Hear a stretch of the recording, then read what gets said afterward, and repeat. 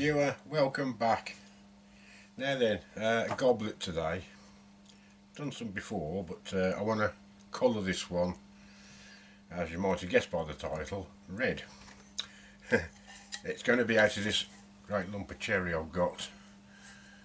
I could make one big goblet out of this, I suppose, but I don't want to take Mike's record off him. I'm not that good.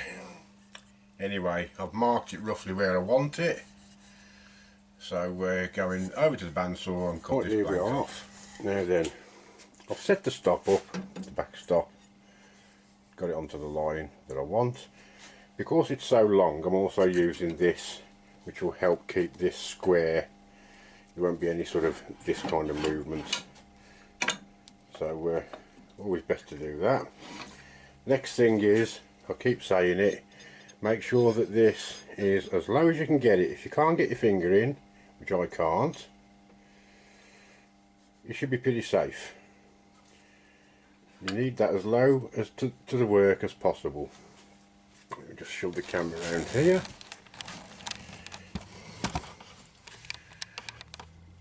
It's just the one cut that I want to make. Here we go.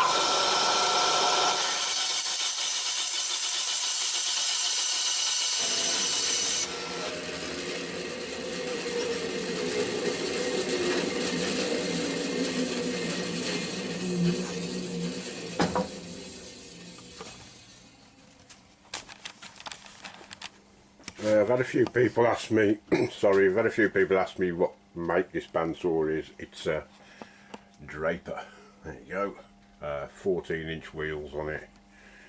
It's got a 10-inch depth of cut on it.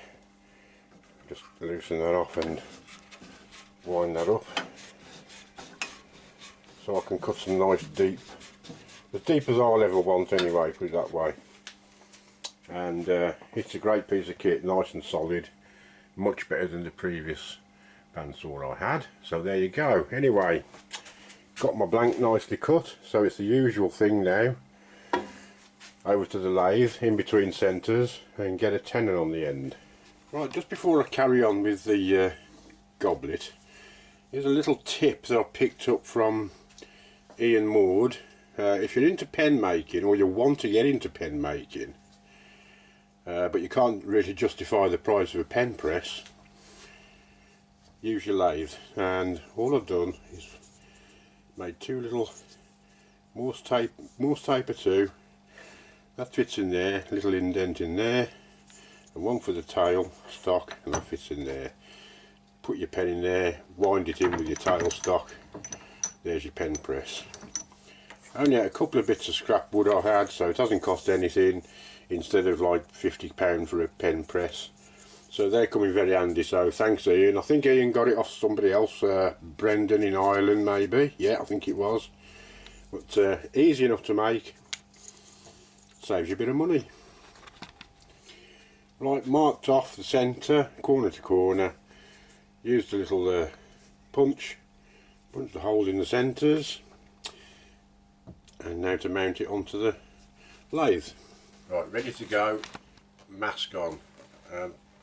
As you know, I don't usually harp on about these things, but what I do before I do anything at all, I just make sure, give it a quick wipe over, just a bit of paper towel, make sure I can see clearly out of it, and then make sure that the visor is still fitted in place properly, there's no cracks or anything in it, then bung it on. Now if you don't wear one, you're mad, so don't come running to me if you kill yourself. And away we go.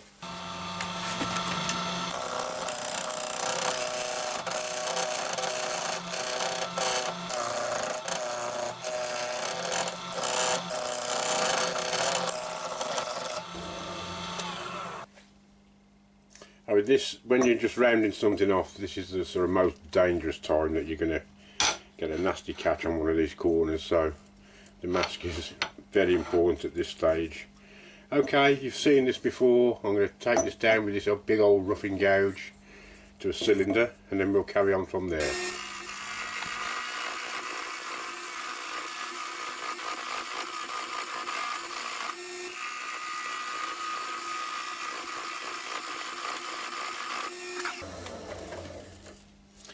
And that's coming on nicely, and I'm only going at 500 revs. I don't like spinning fast before the part's even rounded. These tools are quite vicious, so I'm really taking my time. Nice gentle cut, I've always said it. You'll get there just as quick rather than trying to start digging in. I like to get this into the chuck as soon as possible. So I'm concentrating on this end mainly, so I can get a tenon on it, get it in the chuck nice and secure, and then I'll probably finish off rounding off that end afterwards. Yeah, it's just my preference. I like things to be secure in the chuck. I don't really like turning between centres. Yeah, round pieces aren't so bad, but when you're trying to get something round, it can be a bit scary for me, because some people get along with it, I don't. So I'm just going to get my tenon on the end here now.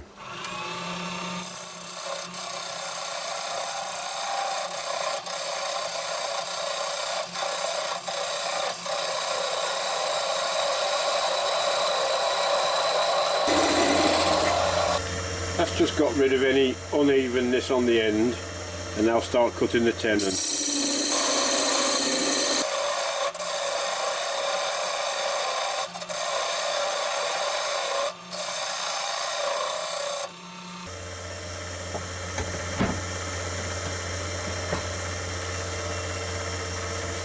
Get the shoulder angle on with the skew chisel.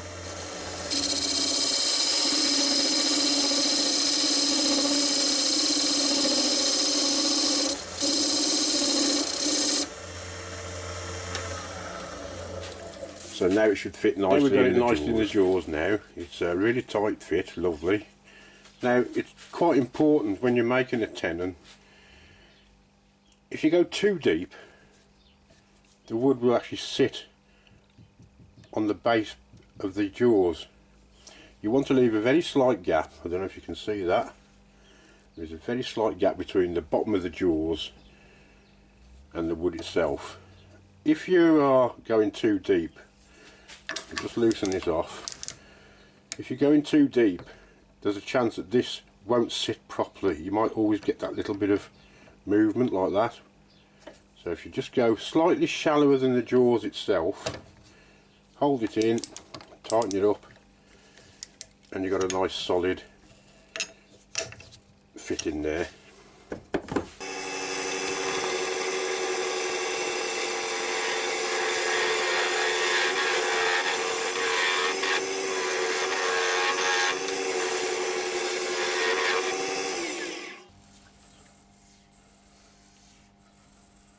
Okay, that's the cylinder.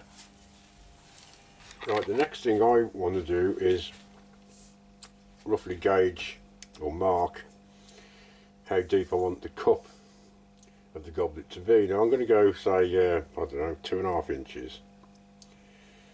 I'll put a mark there, that's how deep I want to go. So I want to drill a hole about 2.25 inches.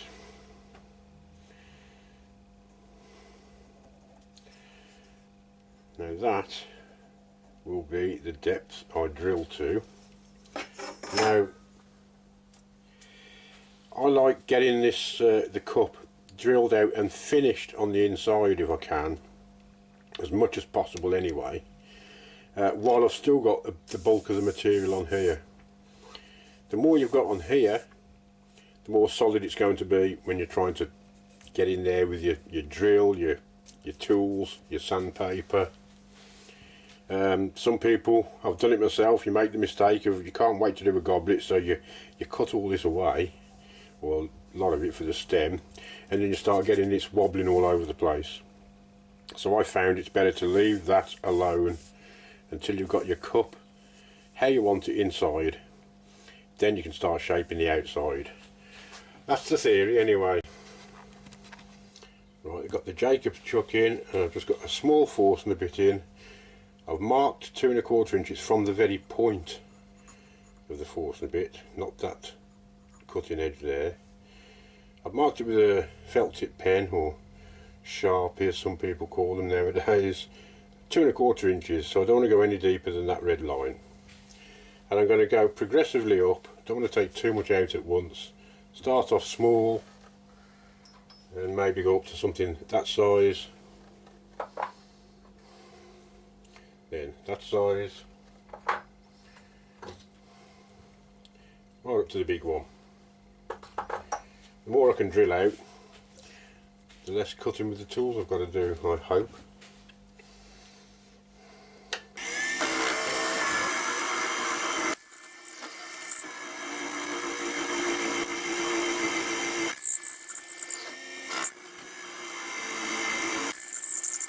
Right, work's come to a stop because I've had a bit of an accident. Now then, this could happen to anybody, so beware. I didn't want to bore you, excuse the pun, with all the drilling. So I turned the camera off, and as I was withdrawing this first drill bit out of the piece of wood, the Morse taper decided it didn't want to be sitting in there anymore, and it got jammed in the wood, started doing this, flew out, actually hit my camera. It broke a bit on the camera, but it looks like it's still working. Flew out, and then it hit me on the back of the hand.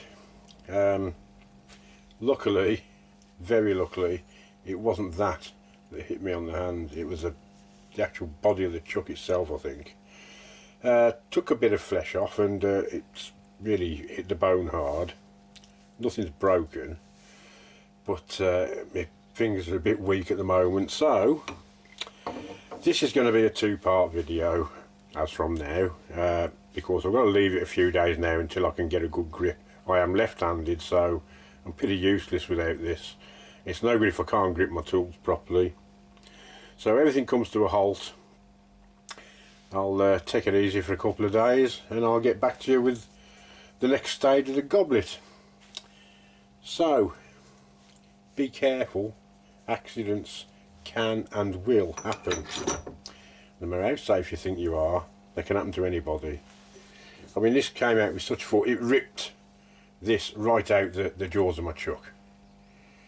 So and that was in pretty solid.